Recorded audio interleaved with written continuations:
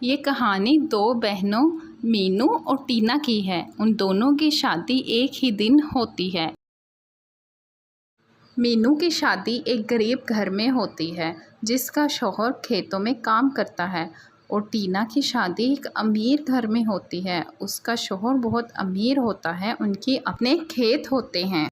आप ऐसा करना, आते हुए खाने के लिए कुछ ले आना। मेरा खाना बनाने का कोई मूड नहीं।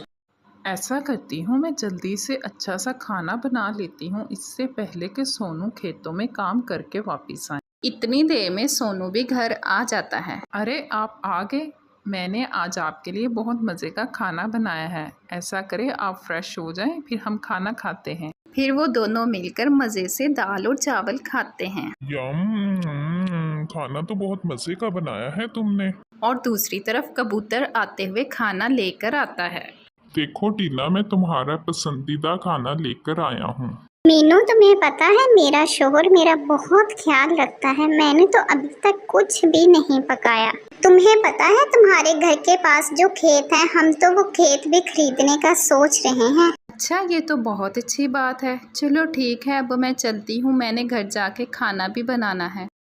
जैसे ही शाम होती है, बरसात का मौसम होता है और बारिश शुरू हो जाती है, और फिर मीनू चिड़िया के घर की छत टपकना शुरू हो जाती है और उसके घर के अंदर पानी आ जाता है। जहाँ से पानी टपक रहा होता है, मीनू चिड़िया वहाँ पर बर्तन रख देती है। शुक्र है आप खैरियत से आ गए। मौसम इतना ख़राब हो रहा था, आप तो बिल्कुल भीग गए हैं। अरे वाह, देखें कितना प्यारा मौसम हो रहा है। इस मौसम में तो समोसे खाने का दिल कर रहा है। लो, ये कौन सा बड़ी बात है, तुम रुको, मैं अभी ले आता हूँ। और दूसरी तरफ मीनू के घर में बारिश के पानी की वजह से लकड़ियाँ भी सारी गीली हो जाती हैं। अरे इन गीली लकड़ियों से अब खाना तो नहीं बन सकता, अब मैं क्या करूं? और दूसरी तरफ टीना और उसका शौहर कबूतर दोनों मिलकर समोसे खाते हैं और मौसम एंजॉय करते हैं। मीनू और उसका शौहर दोनों बेचारे भूखे सो जाते हैं। टीना बहन, मुझे आपसे बहुत ज़रूरी काम था। मुझे कुछ पैसे उधार चाहिए थे। हमारे घर की छत बहुत कमज़ोर है, मुझे उसको ठीक करवाना है।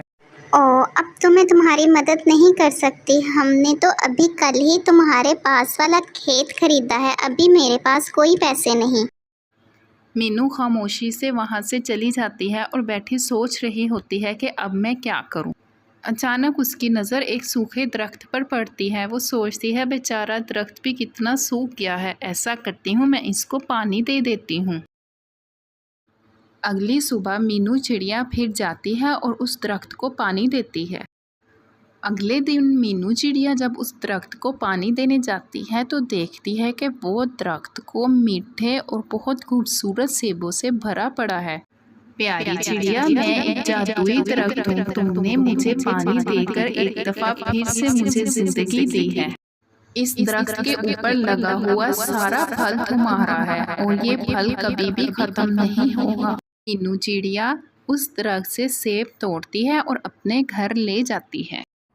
अरे मीनू, ये तुम इतने ज्यादा और इतने खूबसूरत सेब कहाँ से लाई हो? मीनू चिड़िया फिर अपने शौहर को सारी बात बताती है। वो दोनों मिलकर पेट भरकर सेब खाते हैं। मीनू चिड़िया और उसका शौहर दोनों मिलकर बाज़ार में सेब बेचना शुरू कर देते हैं। वो सेब बहुत कम पैसों में बेचते ताकि ज़्यादा लोग उनसे सेब खरीदें, और उनके सेब तो कभी ख़त्म नहीं होने थे। सेब ले लो, सेब 5 रुपए किलो सेब। क्या सिर्फ 5 रुपए किलो सेब? ऐसा करे 2 किलो सेब मुझे भी दे दें।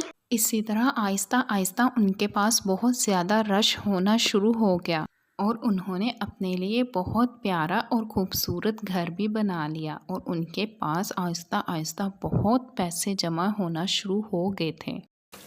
इस साल बारिशें भी बहुत ज़्यादा हुई थी, जिस वजह से टीनू चिड़िया के खेत पानी में बह गए और उनकी कोई भी फसल ना उगी।